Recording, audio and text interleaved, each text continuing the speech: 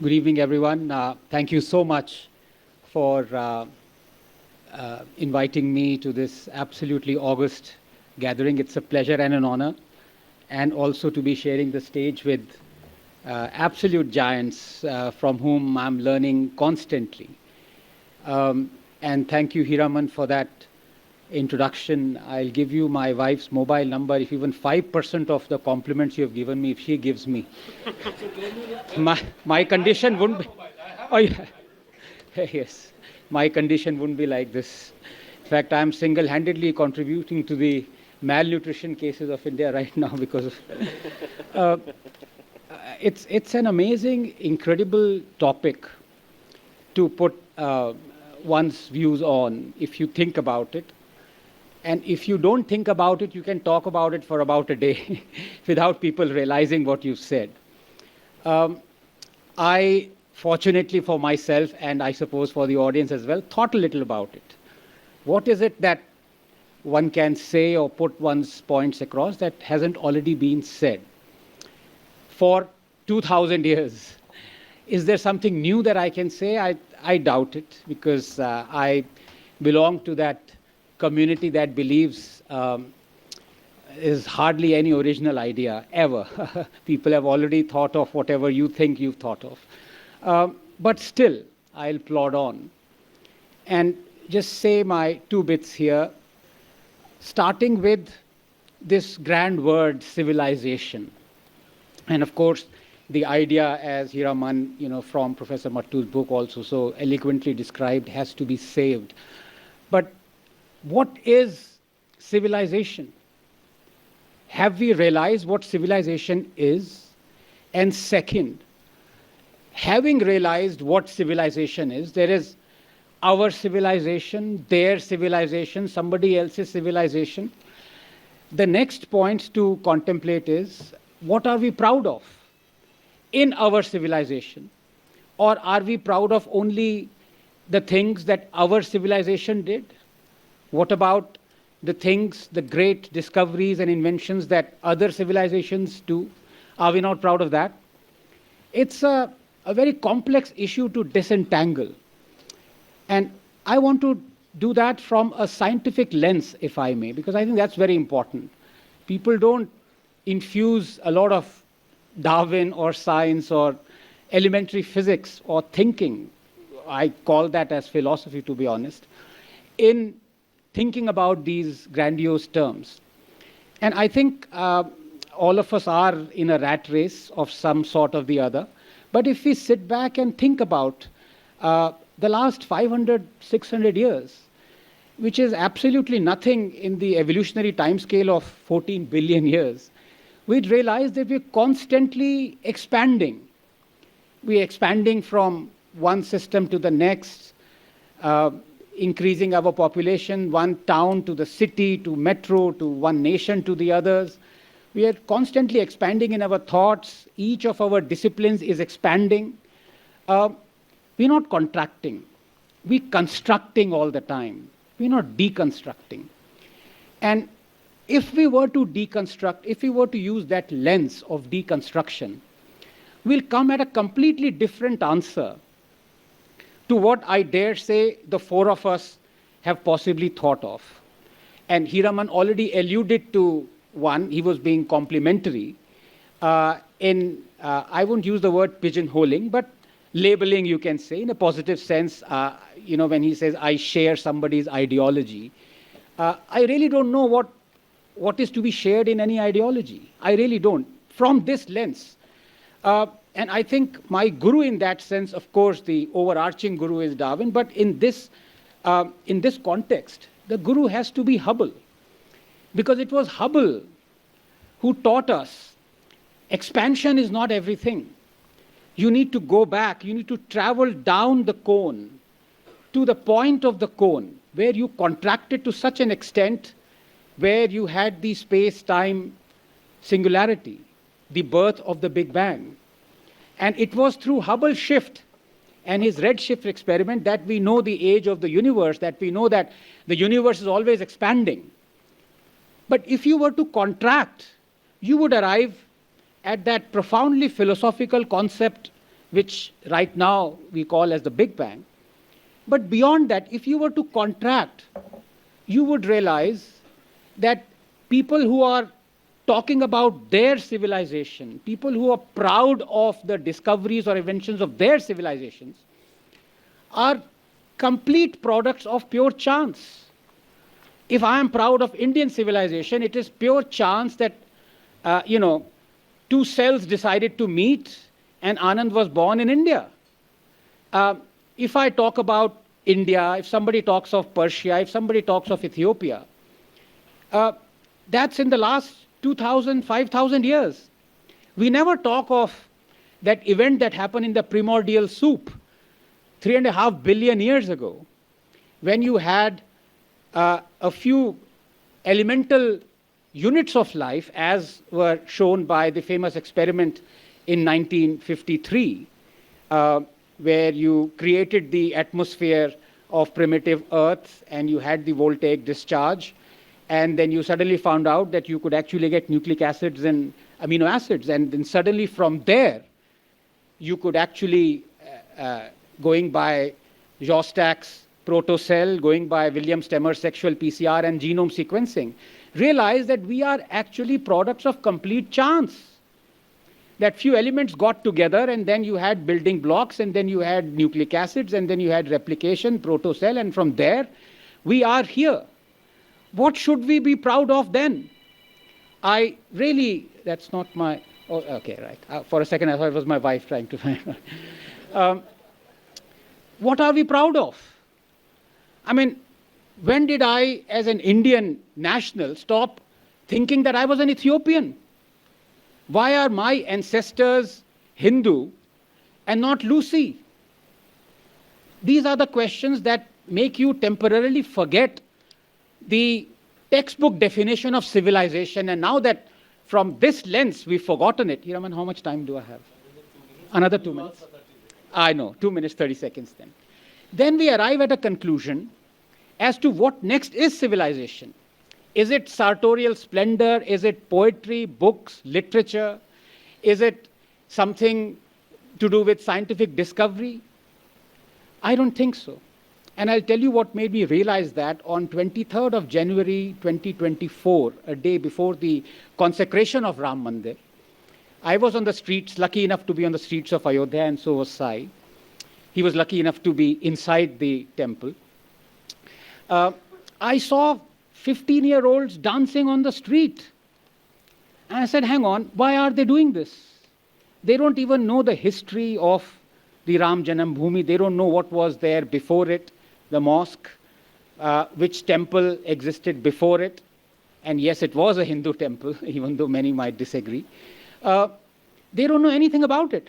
And when they were born, their parents looked at them and did they say that I want him to be a doctor or an engineer or a journalist? Okay, not a journalist, but a social scientist. Did they say, I want him to fight for the rights of his ancestors? No parent ever does that. Why were they dancing then? They were dancing because that is what civilization is. Civilization is correcting the historical wrongs that were meted out to your ancestors. And that is my belief of what civilization is. And I'm proud of the Indian civilization, but I also ache for correcting the injustices done to Aboriginals of Australia, or in Africa, or in Ethiopia, or in any part of the world that defines me as a human being. And I think once we realize that, we realize suddenly that other than Hubble, if there is one other person that made us realize this, it was through his book, The Origin of Species. And we love to read a lot of books that are to do with religion. We consecrate them and we worship them. And I sometimes wish that we worshipped The Origin of Species. Thank you. I shall end there. Thank you so much. I think that is very, very moving. I just very quick intervention, because it was last week that I had a very strange experience. I was giving a keynote address in the Institute of Advanced Studies in Shimla. And it was a large audience. One lady came up to me, because I often say it in a lighter vein, but somehow deep down in my heart I believe that. that everywhere I go, whether it is in the West or in India, when I hear Kalidas is the Shakespeare of the East, I feel offended. And in the same vein, I said, because whatever I have read Shakespeare, and mind you, I have enough.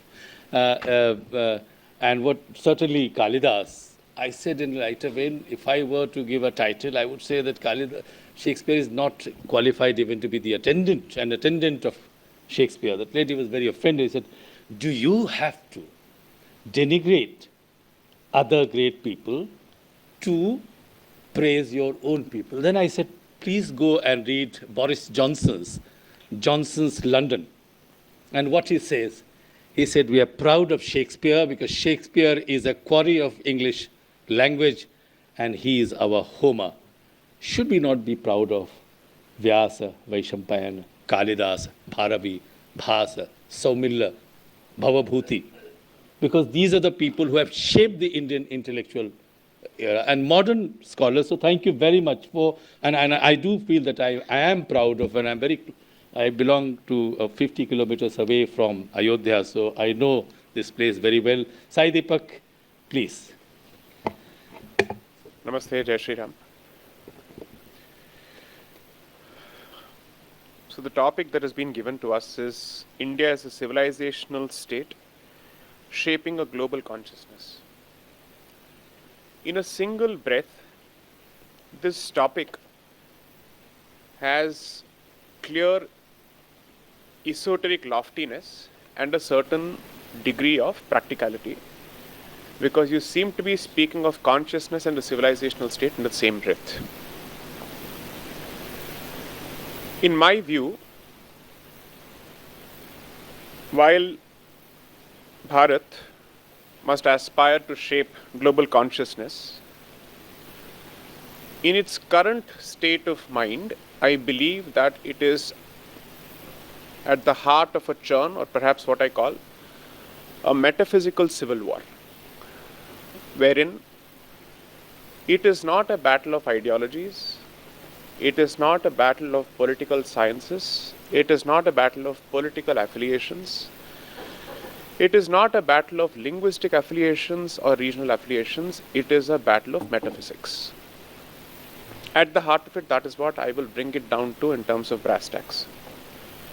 And the reason why I say that is, while I certainly believe that Bharat has the potential to shape a global consciousness and therefore a global order, a new global order, at this point we are perhaps not even anywhere close to the tipping point. We are inching towards it, because as we seek to decolonize and we seek to celebrate our past, the contentious aspects of our past, both immediate and ancient and medieval, will have to be set straight in terms of the record before you can project a consciousness for the rest of the world to adopt. At this point, what we are perhaps projecting is not consciousness but confusion, is my humble view. And this is not the function of any particular dispensation, but this is the function of where we are at history.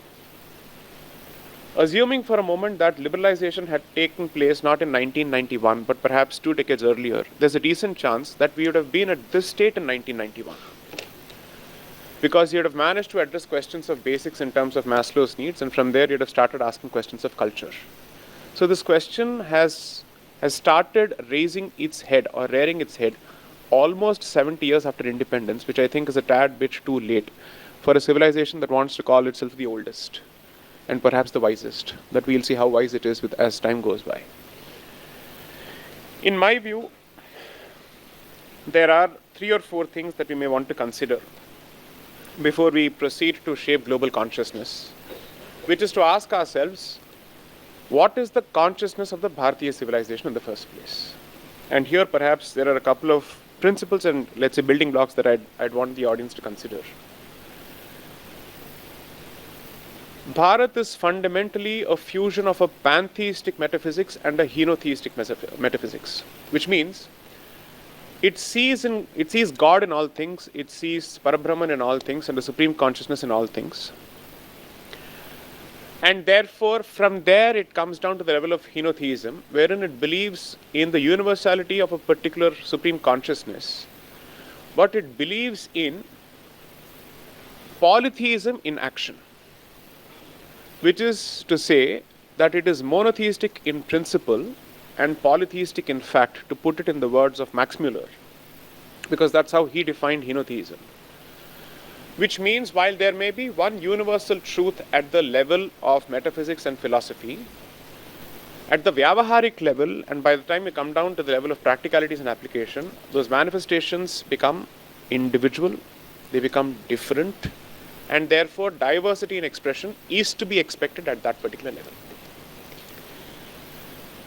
This civilization cannot be understood without its own arrangement or without its own understanding of metaphysics in the first place. Therefore, civilization is only downstream of metaphysics. So you start with metaphysics, from there you go to culture, from there you go to society, and from there you go to state, and from there you go to the Vishwa. That is the order. And just so that I get this right, this is to tie into what Mr. Tiwari or Dr. Tiwari actually suggested. Metaphysically, we believe in the concept of Rita. That is something called as universal good or bad, or universal morality, or the morality of the universe in that sense, if not universal morality. Second is, from metaphysics you come down to religion, which is a crude approximation for dharma, very crude approximation for dharma. So metaphysics to religion, Rita to dharma. From religion you come down to society, therefore from dharma you come down to Rashtra. From society you come down to state, and therefore from Rashtra you come down to Rajya. From state you come down to the world, and therefore from Rajya you come down to the Vishwa. This, I think, is the order, which is Rita, Dharma, Rashtra, Rajya, Vishwa, metaphysics, religion, or yes, religion, culture, society, state, and the world. Today the battle is being constantly fought on social media platforms at the crudest, most superficial level possible, where you're fighting on political affiliation when there are serious underlying problems which are at the heart of the issue. In my view, the fight is between monotheism versus pantheism and henotheism on the other hand. Until that particular battle is resolved, one way or another, with some kind of reconciliation or extinction, whichever way you see it, depending on which way the wind blows, there is no way the rest of the issues can be addressed. So, Bharat wants to be this big tent. I consciously avoid using the word big church because that is the usual word. I prefer to use the word big tent.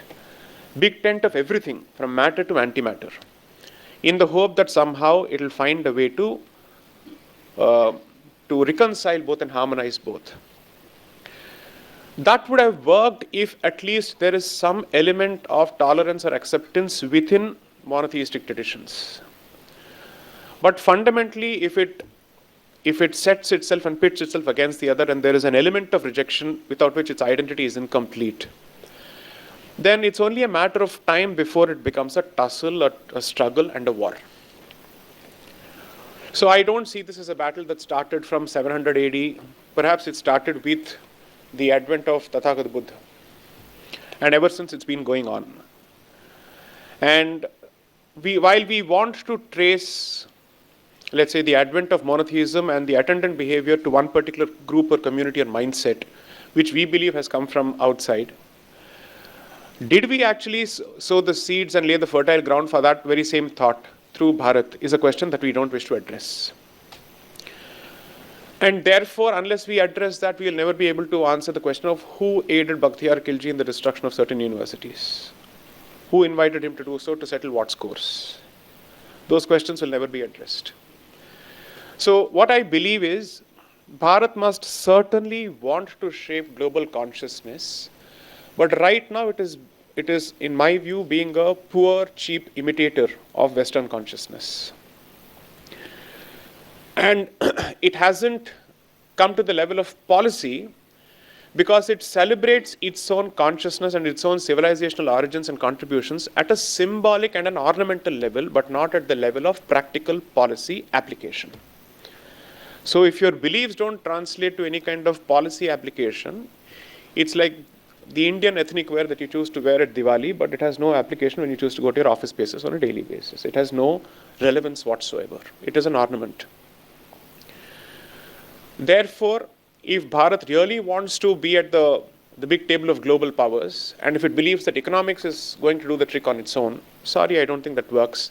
Because along with economics, what the world respects at that table is military heft, but which is preceded by and which is centered and rooted in some kind of vision which is original, unique, and your own. So culture, economics, and muscle go hand in hand.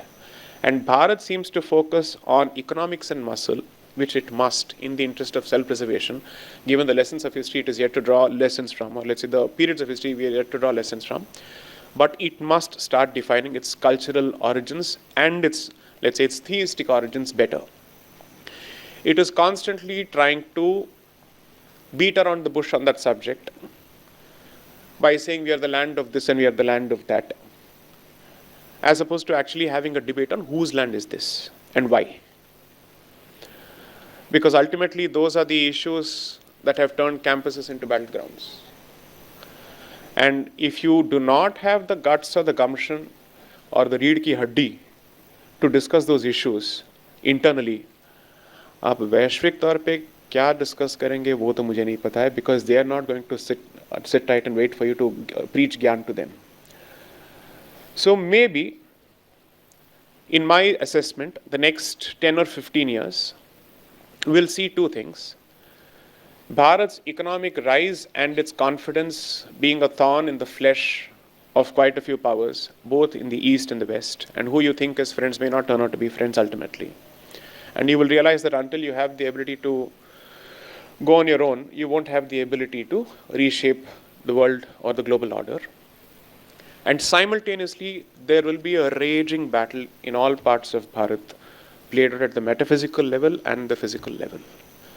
Now, this won't be a linear equation, because history never works in linearity. It is never in seriatim. This will be non-linear. So while you address external challenges, you will have to constantly address the raging fire within. And in my view, external threats are easier to handle because there is some way of pinning the tag of the other on the external person, and usually translates to territorial aggression and economic aggression. The internal battle is the deeper battle, because the introduction of a Trojan virus inside the heart of Bharat's consciousness is what has been playing itself out, according to me, for the last 2,000 years, not 1,400 years or 700 years. So until that Trojan is addressed, which happens to be the root of all intolerant traditions, we will continue to water that particular Trojan in the belief that it will coexist. Some of the most vociferous movements in this country and divisive movements in this country are not funded by our friends on either sides of the Atlantic. They are funded by entities which are to the east of Russia. And that is something that we may not want to address. And east of Russia is not necessarily America. There is another country in between, which we think is our friend. Because we define friendships on geopolitical basis, on territorial basis, on military basis, on economic basis. But we still don't have the clarity to define who is a friend and who is an enemy from a cultural perspective.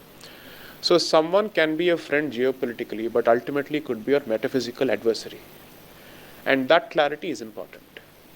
Grateful. Thank you. What a logical and very rational interpretation. That also, I take it that it is a not only just an advice, but a warning what we should do as far as Bharat civilization is concerned. And what you said, the three words which will resonate, I think, in the audience as well.